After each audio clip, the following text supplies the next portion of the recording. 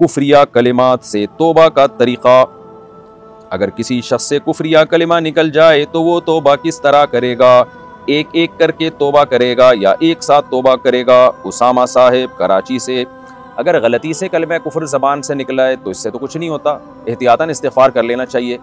नबी सल्लल्लाहु अलैहि वसल्लम ने फरमाया, पिछली उम्मतों में एक शख्स था, उसकी सवारी गुम गई। जब उसकी सवारी मिली है तो खुशी में उसने कह दिया कि ए अल्लाह, तू मेरा बंदा और मैं तेरा रब।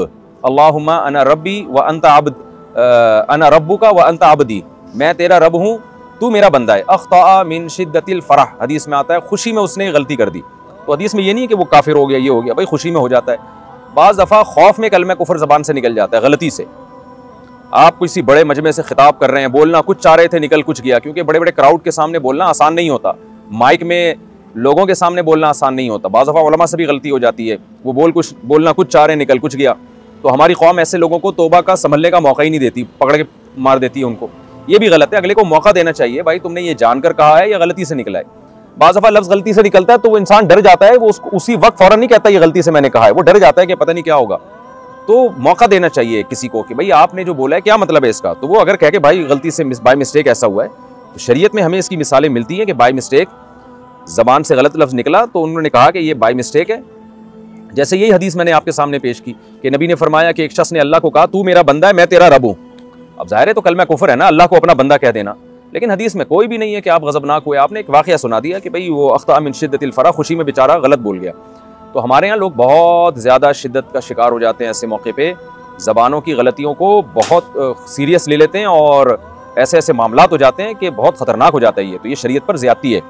तो अगर गलती से निकल गया, डर खौफ से निकल गया, खुशी में निकल गया, ऐसा कलमा बोलना कुछ चाह रहे थे निकल कुछ गया, तो ये सब शरीयत में मुआफ़ है। तो ऐसे मौके पे सामने वाले को मौका देना चाहिए। और अगर इंसान से खुद निकल जाए तो भी ऐसा ही है कि ना वो काफिर होता है ना गुनाह मिलता है।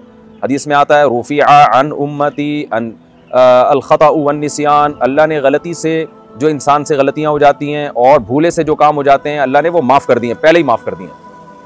रब्बना ला तुआखिज़ना इन नसीना औ अख्तअना, कुरान में अल्लाह ने हमें दुआ सिखाई है कि ऐ हमारे रब, हमें उन गलतियों पे ना पकड़ अगर हम भूले से कर लें या ख़तान कर लें, गलती से कर लें। तो जब अल्लाह ने हमें दुआ सिखाई इसीलिए ताकि अल्लाह इस दुआ को कबूल करे। तो ये दुआ मुसलमानों की, अहले ईमान की, अल्लाह ने कबूल की है, तो हमें भी कबूल कर लेना चाहिए ऐसे आदमी की सॉरी को और माजरत को। लेकिन बहरहाल जानबूझकर कोई कलमा कुफ्र जब ज़बान से निकालेगा तो वो यकीनन काफिर हो जाएगा। एक दफ़ा निकाले 100 दफ़ा निकाले, काफिर जब एक दफ़ा होता है तो काफिर ही होता है बस, वो चाहे 100 दफ़ा ये काम किया हो। तो अब उसका हल यही है कि लोगों के सामने अगर जानबूझकर कलमा कुफ्र ज़बान से निकाला तो तौबा में ये भी ज़रूरी है कि छुप के भी अल्लाह से तौबा करे और ऐलान भी करे कि भाई मैंने ये बात कही थी, गलत है, मैं रुजू करता हूँ, अल्लाह ऐलान तौबा करे। और अगर छुप के ये काम किया है तो फिर सिर्फ अल्लाह से तौबा कर ले, लोगों को बताने की ज़रूरत नहीं है। और अगर वाज़े लफ्ज़ों में कलमा कुफ्र था तो फिर तजदीद निकाह भी करे वो, चूँकि जो काफिर हो जाता है तो उस पर लाजिम होता है कि कलमा पढ़ के दोबारा मुसलमान भी हो, अल्लाह से माफ़ी भी मांगे और दोबारा निकाह भी करे फिर वो, और हज भी उसका बातिल हो जाएगा। लेकिन ये वहमियों के लिए नहीं है, वहमी लोग फिर दिमाग ख़राब करते हैं, मैंने ये बोला था तो मैं काफिर तो नहीं हो गया, मैंने वहमियों नहीं, वाकई सच्ची मुच्ची में जानकर किसी इस्लाम के बदीही हुक्म का इनकार किया हो तो होता है ये।